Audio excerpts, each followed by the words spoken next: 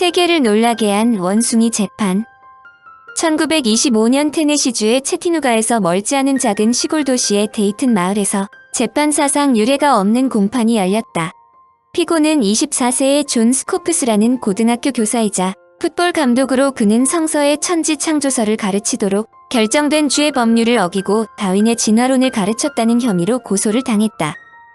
찰스 다윈이 죽은 지 약 40년이 지나서 열린 이 재판은 근본적인 질문이 문제가 되고 있었다. 즉 성경에 적힌 대로 하느님이 모든 생물을 창조했는가, 아니면 비슷한 종들은 공통조상에서 유래했다는 진화론, 즉 인간은 원숭이와 동종인가였다. 그런데 데이턴 및 인근 지역에 거주하는 많은 사람들은 다윈 이론을 어떤 종교적 내용과 관련 없이 자유롭게 이루어진 과학적 발견으로 생각지 않고 성서의 창세기를 공격하기 위해 의도적으로 만들어진 이론이라고 간주했다. 한마디로 자신들은 원숭이로부터 유래하지 않았다는 것이다. 이런 혼동이 일어날 수 있는 주장 즉 창조론의 원리를 극명하게 설명한 사람은 1802년 신학자 윌리엄 페일리이다. 사막에서 시계를 발견하게 되면 분명히 그건 기술이 뛰어난 어떤 시계공이 만든 시계라고 추정할 것이다. 그렇다면 인간의 눈을 만든 시계공은 얼마나 기술이 뛰어났겠는가? 현재의 관점 즉 교황 요한 바오르 2세가 1996년 진화론이 인정된다고 교시를 내릴 정도로 진화론이 문제된다는 것이 다소 의아하지만 1920년대의 미국에서의 상황은 지금과 매우 다르다. 각종 과학 분야에서의 발달로 진화를 뒷받침하는 증거가 날이 갈수록 증가했지만 미국에서는 이런 과학기술계의 발전이 모든 면에서 적용되지는 않았다. 1920년대 초에 성경에 근거를 둔 창조론자들은 미국의 세계주는 진화론을 가르치는 것을 불법적인 행동으로 만드는 데 성공했다. 테네시주에서 제정된 버틀러법의 내용은 매우 충격적이다. 주 내 어떤 대학, 사범학교 및 초중 등 공립학교에서도 성경에서 가르치는 신이 인간을 창조했다는 이야기를 부정하는 어떤 이론을 가르치거나 인간이 다른 하등동물로부터 유래했다고 가르치는 것은 불법이다. 즉, 이들 세 곳주에서는 어떤 교육기관이라 할지라도 성경에서 가르치는 신의 창조의 역사를 부정하고 그 대신 인간이 저급한 동물류에서 유래한다고 주장하는 이론을 가르칠 수 없다는 것이다. 당시의 유럽의 대부분 교회에서 진화론을 호의적으로 보거나 적어도 감수하고 있었지만 미국의 대부분 주에서는 이와는 반대로 성경의 원론적인 해석을 강요했다. 미국이 성경을 글자 그대로 인정하는 환경으로 몰아간 것은 당대의 새로운 문화 물결 때문이었다. 제1차 세계대전이 연합국의 승리로 끝나자 추상적인 예술이나 제주와 같은 점잖지 못한 이단 물결이 미국을 오염시키고 있는 상황을 그대로 둘 수 없기 때문에 성경의 세세한 구절까지 철저하게 사실로 믿는 근본주의자들은 자신들이 일어서야 한다고 믿었다. 세계 근본주의자 협회의 캠페인 선봉에는 3번씩이나 대통령 후보였고 외무장관도 지낸 적이 있는 윌리엄 브라이얼로 그가 원고 측 검사였다. 그는 열변을 토하는 웅변가이자 골수 정치적 복음주의자로 제1차 세계대전이야말로 다윈의 무신주의에 대한 형벌이었다고 주장했다. 또한 그는 진화론이 승리하면 기독교는 탈진한다고 말하면서 성서주의와 무신앙 사이에 벌어진 생사를 건 전투라고 열변을 토했다. 학교에서조차 진화론을 가르치는 것이 봉쇄되자 진화론자들은 이 문제를 법정에서 다루고자 했다. 자신들의 소도시를 널리 알릴 절호의 기회라고 판단한 데이턴의 주민들은 스코프스를 창조론자에 맞서기 위해 시범 케이스로 선임했다. 그는 시민권 보호를 위해 설립된 미국 시민 자유연맹과의 약속대로 수업 시간에 금지된 진화론을 가르치고 고발되었다. 스코프스는 조지 헌터의 시민생물학 시간에 진화론을 강의함으로써 법을 어겼다고 인정했다.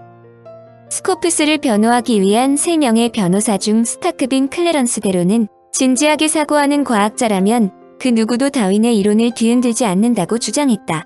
대로의 주장은 명료했다. 성경은 학문적인 저서가 아니라 모두가 다르게 해석할 수 있는 종교와 도덕에 관한 책임으로 국가는 어떤 해석이 옳다고 규정할 수는 없다. 그러므로 테네시주에서 지배적인 법규는 개인의 신학문학 학문의 자유를 위반한 것이다. 진화의 영역에서 성경만이 생물 수업의 기본 지침이라는 것은 300년 전 갈릴레이를 법정에 세운 것과 똑같은 미신이고 무지이다. 그러나 재판을 테네시주에서 진행시킨 것은 불행이었다. 재판장 존 롤스터는 성경을 매일 읽어라고 씌어진 깃발 아래 앉아 있었고 12명의 배심원 중 11명이 성경의 근본주의자였고 1명은 문맹이었다. 원숭이 재판으로 알려진 스코프스 사건은 미국 전역을 들끓게 만들었다. 원주민 1,800여 명에 불과한 데이튼에서의 재판이 얼마나 큰 주목을 받았는지 한 번은 법원 건물 앞 잔디밭에서 신문을 계속했는데 이때의 방청객 수가 무려 5천여 명이나 되었다. 엄밀한 의미에서 재판 내역 자체는 창조론자인 브라이언의 완패로 끝났다.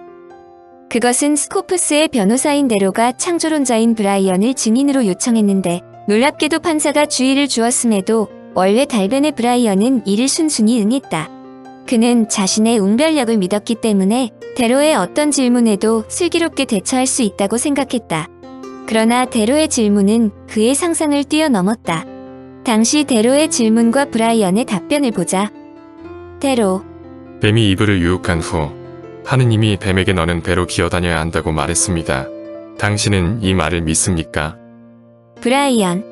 믿습니다. 데로. 당신은 뱀이 그 이전에는 어떻게 움직였는지 상상할 수 있습니까? 브라이언. 아니요. 데로. 당신은 뱀이 꼬리로 다녔는지 또는 그렇지 않았는지 아십니까? 브라이언. 모릅니다. 경험하지 않았기 때문이죠. 브라이언은 데로의 질문에 점점 궁색해졌고 자가 당착에 빠졌으며 답변은 점점 더 혼란스러워졌다. 어떤 사람은 이날 전설이 파괴되었다라고 적었을 정도였다. 또 다른 질문과 답변을 보자. 데로. 당신은 대홍수 이후 4200년 동안에 지구상의 모든 종들이 출현했다고 믿습니까? 브라이언. 그렇습니다.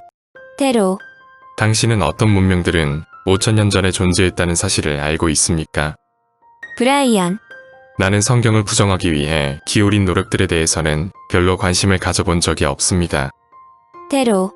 당신은 지구가 엿새 동안에 만들어졌다고 생각합니까? 브라이언. 하루가 24시간인 엿새는 아니겠지요. 재판장 존 롤스터는 재판의 축이 갑자기 무너지는 것을 알아차리고 데로와 브라이언 간에 있었던 모든 신문 내용을 기록해서 삭제토록 했다. 이런 상황에서 스코프스가 승소한다는 것은 불가능한 일이었다. 스코프스의 변호사인 데로는 미국 사법 제도를 적극적으로 이용하기 위한 방안으로 스코프스에게 유죄 판결을 내려달라고 요청했다. 그렇게 할 경우 대법원에 상고할 수 있기 때문이다. 판사는 곧바로 스코프스에게 100불의 벌금형이라는 유죄를 선고했다. 판결 자체로는 브라이언이 승소했지만 그는 재판이 끝나고 5일 후에 사망했다. 반대 신문에서 데로에게 철저하게 망신을 당했다는 절망감이 그를 죽음으로까지 몰고 갔다고 추측하는 사람이 많았음은 물론이다. 물론 몇 달 후 테네시 주 대법원은 절차상의 실수를 들어 원심을 파기하고 스코프스에게 무죄를 선고했다. 결론적으로 진화론이 법정에서 승리했지만 진화론에 반대하는 측도 실속을 차렸다. 테네시는 학교에서 진화론에 대해 강의하는 것을 금지하는 법은 그대로 유지시켰기 때문이다. 놀랍게도 미국의 경우 1960년대까지도 생물학 교과서에서 대부분 진화를 언급하지 않았다. 1968년 미합 중국의 대법원이 반진화론법의 위헌 판결을 내렸음에도 1969년 캘리포니아주 교육국은 다음과 같은 교육 지침을 내렸다. 새 교과서에는 성서의 창세기를 포함한 온갖 인류의 기원서를 실어야 한다. 또한 아동들에게 아리스토텔레스의 자연 발생의 원리, 스판테 아레니우스의 판스페르미아설 등을 가르치는 것을 허용한다. 창조론자들은 여기에 만족하지 않고 진화론과 동등한 자격으로 창조론을 학문으로 가르치도록 하는 법을 입법화해야 한다고 압력을 가했다. 그러나 1987년 대법원은 헌법에 규정한 국가와 교회의 분리를 들어 이 법도 폐지했다. 그런데 미국에서 다른 나라와는 달리 진화론이 창조론자들의 기세에도 불구하고 자리매김하기 시작한 것은 창조론자들이 관련 재판에서 여러 번 패배했기 때문이 아니다. 학자들은 구소련에서 1957년 인류 최초로 인공위성인 스푸트니크를 발사하고 우주 탐사 경쟁이 시작되었기 때문이라고 설명한다. 대다수의 교육자들이 미국이 우주 탐사 경쟁에서 소련에게 진 이유는 학교에서 과학과 기술 교육을 소홀히 했기 때문이라고 주장했다. 곧바로 꼼꼼하게 교과서들을 검토하는 작업이 이루어졌고 생물학에서 진화론이 확고하게 받아들이기 시작했다. 진화론과 창조론의 대결투는 1990년대 말 캔자스주 교육위원회의 위원들이 과학교육 정책을 수정하기로 결정했을 때 절정에 달했다. 학생들이 진화에 관한 부분에서 시험을 보지 않아도 된다는 것인데 이것은 학생들이 시험에 나오지 않는 부분을 공부하지 않아도 된다는 뜻이다. 시험에 나오지 않는 내용을 교사들이 학생에게 가르칠 리는 만무한 일이다. 캔자스주의 학교에서 진화론을 가르치지 않는다고 하자 전국에서 격렬한 항의가 일어났다. 각 주의 대학 교수들은 캔자스주 고등학교 학생들은 과학 지식이 심각하게 결여되어 있을 것이므로 대학에 입학할 자격이 안 된다고 선언했고, 과학 단체들은 캔자스주에서는 학회를 개최하지 않겠다고 말했다. 결국 이 사건은 주민들의 투표를 통해 다시 번복되었다. 1년도 지나지 않아 이루어진 교육위원회 선거에서 보수적인 기독교인 4명 중 3명이 교육위원회에서 밀려났고, 캔자스주에서 진화론에 대한 교육을 금지하는 규정은 폐지되었다. 전략을 바꾼 창조론. 그동안 종교계와 진화론자들이 혈투를 벌였는데 1996년 로마 교황 요한 바오르 2세는 교황청 과학 아카데미의 새로운 지식에 비춰볼 때 진화론이 단지 가설에 불과한 것이 아님이 인정된다고 공식 교서를 내림으로써 더 이상 진화론과 창조론이 대립할 필요성이 없다고 선언했다. 교황청 과학 아카데미는 노벨상 수상자 등 저명한 과학자 80명의 모임으로 비신자도 참여한다. 서로 다른 분야를 취급하는 종교와 과학이 서로 첨예하게 대립하도록 만든 것은 인간이므로 인간이 얼마든지 합리적으로 해결할 수 있다는 뜻으로도 이해할 수 있지만, 이런 선언이 나온 것은 그렇게 선언하지 않을 수 없는 증거가 제출되었기 때문이다. 창조론자들이 적시적소에 사용하던 절대적인 이론, 즉 형질 변경이 단시간에 일어난다는 증거를 대라는 주장이 1983년 맥클린토크 박사가 노벨생 이의학상을 수상함으로써 원천적인 반론 자체가 부정되었기 때문이다. 그렇게도 진화론자들의 속을 썩혔던 형질 변경이 장기간이 아니라 단시간에도 일어난다는 것이다. 캔사스주에서의 패배에도 불구하고 미국의 창조론자들은 굴복하지 않고 새로운 작전을 수립했다. 그동안 진화론을 반대하고 창조론을 주장하는 것이 그동안의 여러 과학적 성과에 의할 경우 문제점이 있다는 것이 분명하다는 것을 간파하고 논지의 방향을 약간 변형한다. 그들은 200여 년 전 1802년 신학자 윌리엄 페일리가 주장한 시계공 논리를 다시 끄집어냈다. 해변을 거닐다가 모래 속에서 우연하게 시계를 발견했다면 시계가 어떻게 해서 해변에 놓였을까 하고 질문하는 것은 상식이다.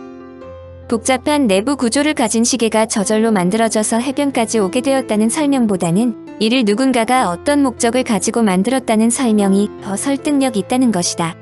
마찬가지로 인간의 몸처럼 복잡한 구조도 누군가가 만들었다는 설명이 더 적합하며 그 누군가가 바로 신이라는 이야기다. 그동안 창조론에서 주장한 그 누군가는 부동의 신이었지만 창조과학에서는 신이 지적설계로 슬쩍 바뀐다. 한마디로 창조론 등의 용어가 지적설계라는 탈기독교적 용어로 대체된 것이다. 그들은 과학이라는 분야를 학교에서 가르치고 있으므로 창조과학도 학교에서 가르쳐야 한다는 주장이다. 이는 연금술을 연금과학으로 바꾼다면 연금술을 학교에서 화학과 함께 반드시 가르쳐야 한다는 것과 다름 아니다. 교회의 주일학교에서 창조론을 가르치는 것은 문제될 것이 없지만 학교 생물학 수업에서 진화론 대안으로 창조론을 가르치는 것이 여러 면에서 문제가 많은 것은 사실이다. 특히 미국의 경우 기독교를 기반으로 세워진 나라이기는 하지만 헌법에 명시된 종교의 자유조항으로 인해 특정 종교를 공교육의 현장에서 옹호하는 것을 금지하고 있다. 그런데 이를 뒤집어 보면 창조론이 종교 이론이 아닌 과학 이론이라면 수업 시간에 아이들에게 가르칠 수 있다는 이야기다. 즉 학교에서 창조론으로 설명되는 기독교 이론이 아니라 창조과학으로 창조론의 핵심을 가르치자는 것이다.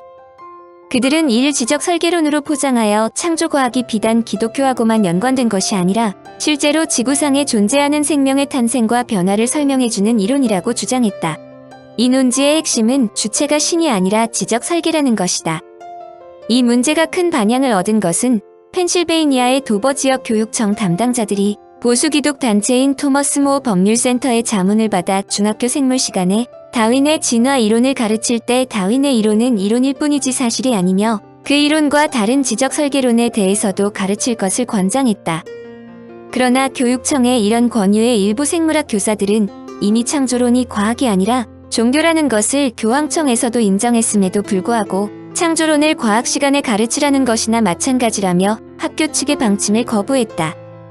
이 지역은 독실한 기독교 신자들이 많은 곳임에도 일부 학부모들이 교사들과 뜻을 같이 하고 2005년 도버 교육청을 상대로 소송을 냈다. 1987년 연방법원에서 공립학교에서 창조론을 과학이론으로 가르쳐서는 안 된다는 판결을 심각하게 훼손했다는 것이다.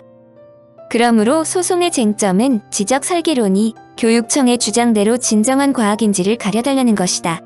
이 소송은 그야말로 전국적인 주목을 받았다. 학부모 측을 지원하며 수많은 생물학, 철학, 과학사 교수들이 증인으로 나섰다. 그들은 과학적 이론이라면 그것에 반하는 증거가 나왔을 때 오류를 인정할 수 있는 여지가 있어야 하는데 지적 설계론은 반박이 원천적으로 불가능하므로 과학적 이론이 아니라고 주장했다. 판사는 증인으로 나선 브라운 대학교 생물학과의 케네스 밀러 교수에게 과학 시간에 아이들에게 지적 설계론의 존재를 알려주는 것이 왜 문제가 되느냐고 물었다. 이 질문에 대해 밀러 교수는 다음과 같이 대답했다. 저는 신을 믿으며 저의 두 딸 모두 독실한 신자로 키웠습니다. 지금 교육청에서 하고자 하는 교육은 과학이냐 신이냐 둘 중 하나를 선택하라는 것입니다. 저는 제 딸들이 이런 식의 교육 환경에 노출되는 것에 반대합니다. 왜냐하면 저는 딸들이 제대로 된 과학 교육을 받으면서도 믿음을 잃지 않기를 원하기 때문입니다. 이 사건의 판사로 지명된 사람은 존 존스로 부시 대통령이 펜실베이니아 주의 연방재판부 판사로 임명한 사람이다. 그는 독실한 기독교 신자이자 보수의 상징인 공화당 지지자였기 때문에 시작부터 재판은 원고에게 불리할지도 모른다는 이야기가 나돌았다. 재판은 40여 일에 거쳐 계속되었는데 지적 설계를 주장하는 대표적인 사람이 리아이 대학교의 마이클 비 교수이다. 판사는 그에게 어째서 지적 설계론이 과학이냐고 질문했다. 저에게 과학적 이론이란 관찰 가능한 사실들을 논리적으로 설명해 줄 수 있는 것입니다. 그런데 지적 설계론자들의 가장 큰 취약점은 지적 설계를 바탕으로 출판된 학술 논문이 한 편도 없다는 점이다. 그러자 이들은 과학계에서 진화론을 옹호하느라고 지적 설계 논문을 실어주지 않는다고 음모론을 제기했다. 재판이 계속될수록 피고 측의 주장이 약화되었지만 판사의 성향은 그래도 우려의 대상이었다. 드디어 판결의 날이 되자 피고 측 변호사가 판사에게 질문했다. 판사님, 오늘은 재판을 시작한 지 40일째 되는 날인데 일부러 이렇게 의도하신 것인지 알고 싶습니다. 성경에는 40일이 유난히 많이 나온다. 대홍수가 났을 때 40일 동안 비가 왔고 물이 빠지는데 40일, 모세가 40일 동안 시내산에 올라가 신과 대화를 했다. 그러나 판사는 자신이 의도적으로 40일에 판결하도록 설계하지 않았다고 답했다. 판사는 지적 설계론자들의 노력에도 불구하고 학부모의 손을 들어주었다. 139장이나 되는 긴 판결문은 이렇게 시작되었다. 다음과 같은 이유에서 본 재판부는 지적 설계의 본질은 명백히 종교적이라는 결론을 내렸다. 지적 설계의 종교적 의도는 이를 객관적으로 분석할 수 있는 사람이라면 어른이나 아이 모두에게 명백히 드러난다. 존스 판사는 설령 지적 설계가 사실이더라도 과학이 아닌 것은 분명하며 과학자들에 의해 전혀 과학으로 인정되지 않는 종교적 의도가 명백한 것을 과학이라 주장하여 학생들에게 가르치는 것은 헌법에 위배된다고 판결했다. 그는 열정은 좋은 것이지만 종교적인 열정은 위험한 도구일 수 있다라고 강조하며 일부 기독교인들이 지적 설계를 과학이라 주장한다 해서 과학이 아닌 것이 과학이 될 수 없다고 덧붙였다. 교육청은 항소를 포기했고 다음 교육청 선거에서 지적 설계를 지지했던 이들 모두 낙선되면서 사건이 마무리되었다.